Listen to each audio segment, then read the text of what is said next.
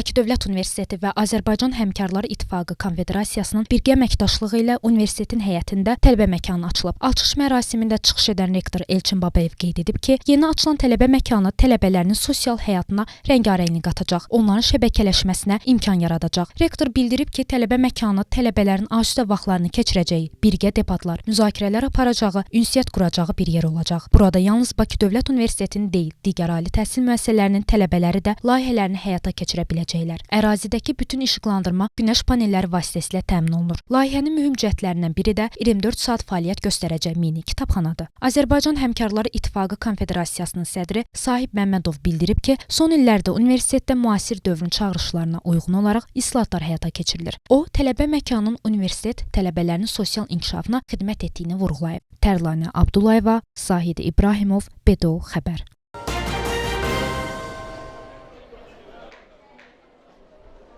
Bakı Dövlət Universiteti, Dövlət Məşğulluq Agentliyi və Universitetin Tələbə Həmkarlar İttifaqı Komitəsinin birgə təşkilatçılığı ilə Karyera Festivalı keçirilir. Karyera Festivalı universitetin tələbə və məzunlarına 100-dən çox işə götürən, 1200-dən artıq vakansiya, 500-ədək təqaüd proqramı təqdim edir.